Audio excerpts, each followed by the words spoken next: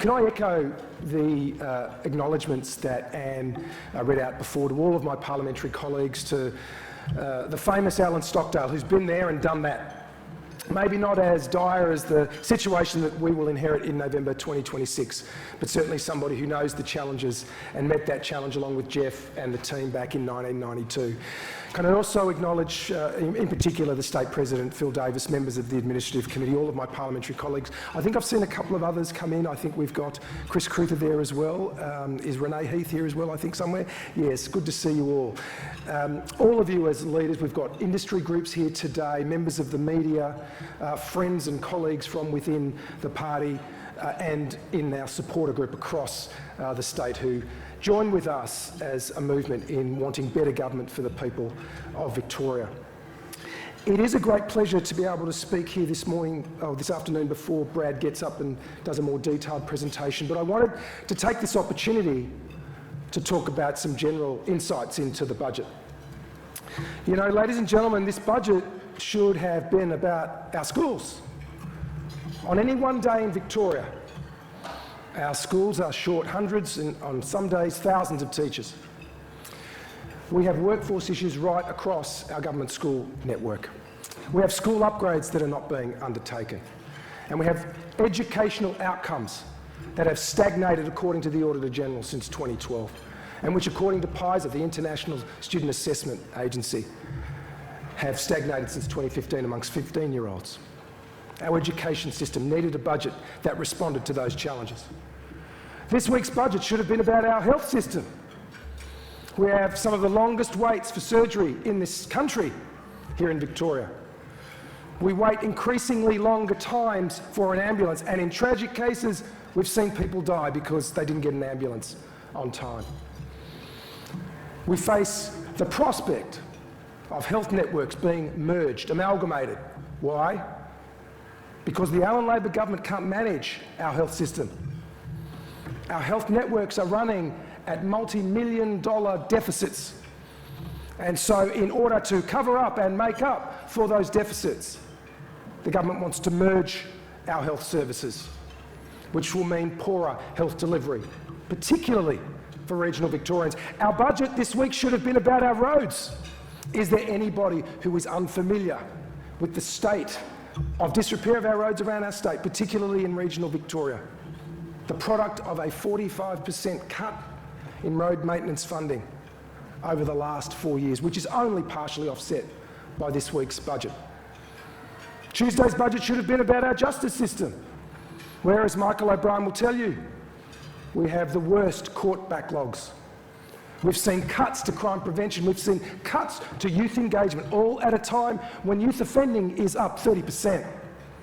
It should have been about the dire state of our correction system, where increasingly our officers, particularly corrections officers, who are there to supervise and monitor the whereabouts and movements of people on bail, on parole, and on those serving post-sentence orders, are managing caseloads that have doubled due to funding cuts. Imagine having to monitor 50 people, up from 20. It's almost impossible to do. Tuesday's budget should have been about the housing crisis and housing affordability in this state. Last year, we approved only 51,000 homes in Victoria, down 20,000 on 2 years before. We have a population in Victoria that is growing faster than the national rates. In the year to September last year, Victoria grew by 192,000 people. It presents opportunities, but it also presents huge challenges for our state. The budget should have been about our tourism and major events sector, which, as a result of Tuesday's budget, will face savage funding cuts of over $300 million at a time when our visitor economy is still reeling from the pandemic and well down on those numbers. It should have been about taxes, and it should have been about debt. And I'll come to those. Tuesday was Premier Jacinta Allen's first budget as Premier, but it was her 10th budget as a senior member of this old, tired and exhausted Labor government. Premier Jacinta Allen had a chance to turn things around. She was at the head seat Premier Allen and Treasurer Pallas could have turned things around. They could have admitted the mistakes, tragic mistakes, expensive mistakes, irresponsible and reckless mistakes that they made. They had an opportunity. And they squibbed it. They balked at it. As a result, we have no other conclusion to say but that the budget was a failure of leadership. A budget that has consigned Victoria to a debt quagmire. No way out under this government. That's why it is time for change. It may not be time for an election, but it is time for change. We see debt rise nearly 7 or 8% year on year over the next 4 years. 7 to 8%, well above the revenue growth that the government itself says at 3.6% will mark an average over the 4 years. Taxes continue to rise. Payroll tax and land tax and stamp duty will rise by between 5 and 6% year on year over the next 4 years. Again, note, 3.6% average growth in revenue, 2.2% average growth in expenses. So someone's bearing a pretty heavy load for the government's mismanagement. On infrastructure, the story is one sorry one. We have, on our count so far, over $40 billion of blowouts now on major projects. Important, vital projects have been canned or delayed, almost to the extent that it is an embarrassment and a humiliation to our great state's reputation that this should happen. We can't build a rail line to the airport still. The Arden Street, or the Arden Station Health Precinct project, which was marked at about $5 billion when it was announced. Government realised it couldn't proceed because someone discovered finally that there would be electromagnetic interference with the hospital instruments above the station. You would have thought that's something that could have been avoided. Geelong Fast Rail canned. It will affect the Western Rail Plan. Hospital projects, school projects, all delayed or canned. They won't happen, if at all, anytime soon. That's a sorry story of our infrastructure portfolio, and it gets only worse when you come to suburban rail loop. So the government's made this song and dance about what they say is a $34 billion project. It appears in the budget papers with a TBC, and for those of you who have too much of a life to dig down into budget papers, means to be confirmed, right across the forward estimates, no costings. A complete failure and abdication of basic budget principles, by the way. There's some serious question now about whether the suburban rail loop can in fact proceed. Why do I say that? Because even the budget papers acknowledge that the government will have to seek Commonwealth funding.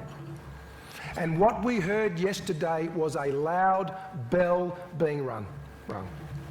Catherine King, the infrastructure minister at a federal level, said no more federal funding until it goes past Infrastructure Australia. There is now a risk of total failure of the suburban rail loop. We've said it doesn't stack up. Most people say that. I don't know any independent voice that backs the suburban rail loop. And yet, the government's not prepared to be upfront with the Victorian people and tell us what its costs are going to be. We're already on the hook for over $4 billion. Make no mistake, it'll be a lot more if it ever proceeds. But we now know even the federal government is not buying it. This budget on Tuesday also did terrible damage to some of our state's chief equities. You know, when you talk to people around our state and internationally, and you say, what are the great things about Victoria? One of the first things we mention is our health and medical research precinct. We are world leaders. We are first class in health and biomedical research. And things are so bad in this state that they would cut $23 million from a vital cancer research project at the VCCC Alliance. Just think about it. With all the other largesse, the millions that have been wasted on the aborted Arden Health Precinct, the millions, hundreds of millions that were wasted on the Commonwealth Games, we can't find $23 million for cancer research. That's why Georgie Crozier and I have called for that decision to be reversed. It's one of our state's strengths.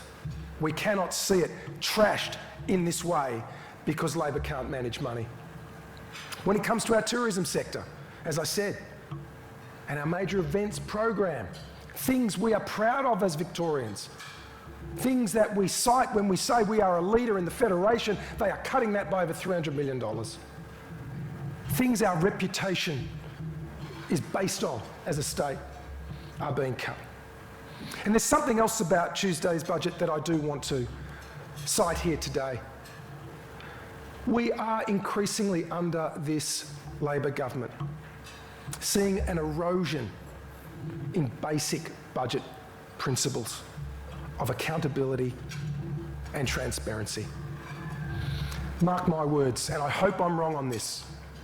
By the end of the year, the Allen Labor government will announce more taxes. Taxes that they are not prepared to put in Tuesday's budget.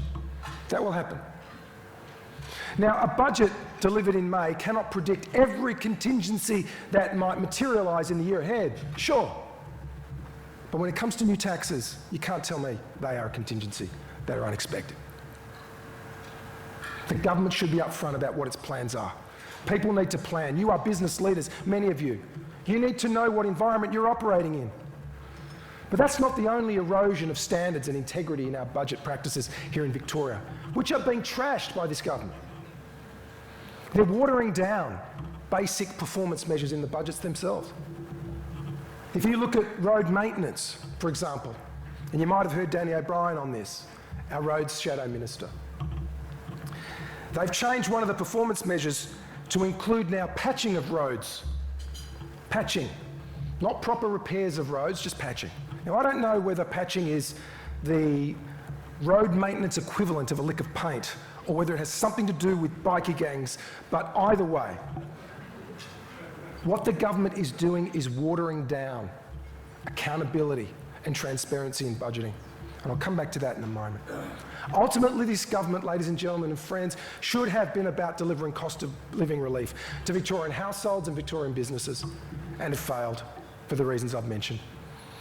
A new waste levy, a new higher waste levy, a fire services levy increase, all in the hundreds of millions of dollars that households and businesses will pick up, all being borne by people who can least afford it and are struggling at the moment. There is one cost of living measure that I do want to cite, one that we're very committed to, but this government refuses to recognise. In August last year, this Labor government extended the operation of payroll tax to doctors. Now think about what that means for patients, particularly those who rely on bulk billing. Because things are so parlous, because things have been mismanaged so badly, they are extending payroll tax like never before to doctors, which will be seen in higher out-of-pocket costs, reduced bulk billing rates, and more people going to our EDs, which are already stretched.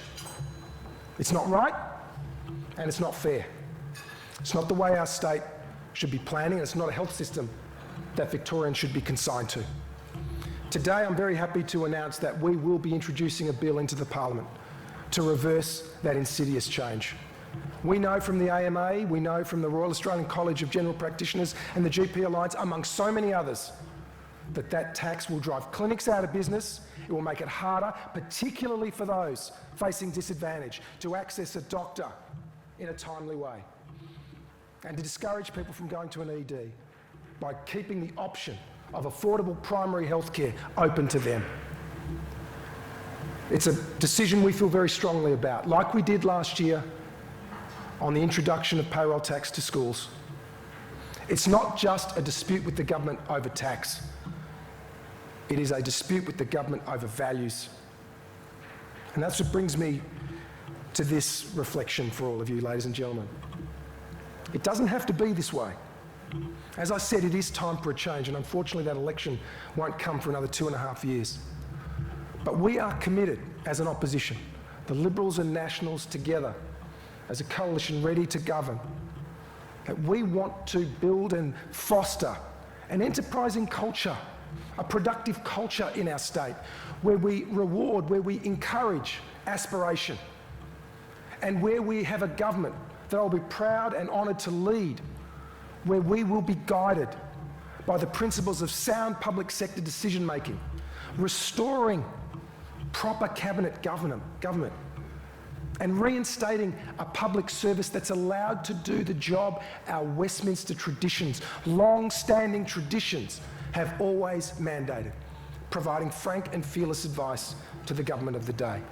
Not where we see an increasing and secretive centralisation of power in the Premier's office.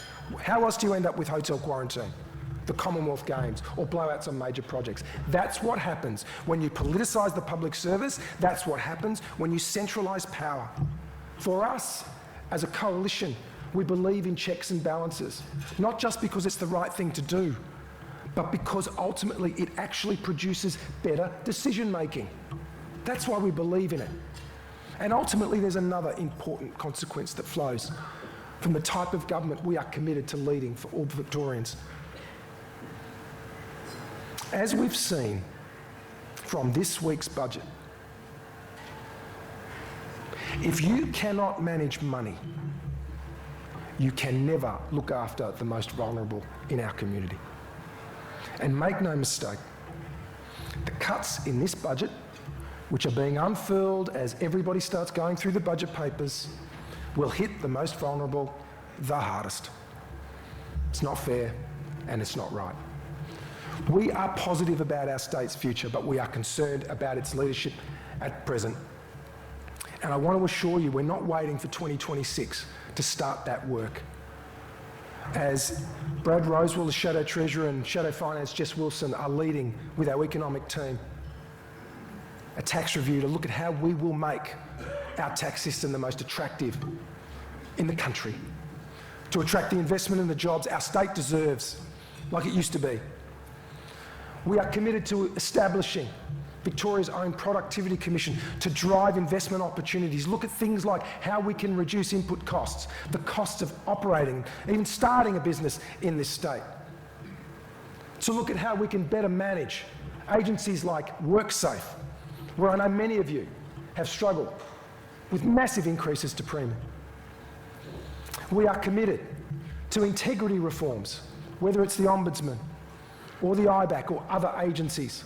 We've made that public already. We've worked in the upper house of the Victorian Parliament in a constructive way to reform the Integrity Oversight Commission, which might not sound like something that'll make the front page, but it is very important to promoting integrity across government. We established the committee into the Commonwealth Games, which has unearthed the truths about that debacle. And as I touched on a moment ago, working with crossbenchers in the upper house, we established a committee to inquire into the government's flawed work cover bill. And we secured improvements like a premium freeze, improvements to return to work, improvements to injury prevention, which is the way you can make the scheme viable. We're being constructive. Yes, there are times when we'll go hard on the government, and they deserve the scrutiny as any government does. But I want you to understand, we know and understand and appreciate the importance as an opposition of presenting that alternative vision. That vision is one that will govern for all Victorians, no matter where you live. It will not follow the footsteps of an obsession of this government with projects that won't meet the challenges of our state, such as massive population growth in our growth suburbs, the desperate needs of our regions which have been neglected. Ours will be a positive government anchored to those principles of integrity I spoke about. For now, we'll work hard to scrutinise this rotten and old government. At the same time, we will be positive and outline that vision. Thank you so much for coming today. I can't tell you how grateful we all are, and I'll hand back to Anne. Enjoy the lunch. Thank you very much.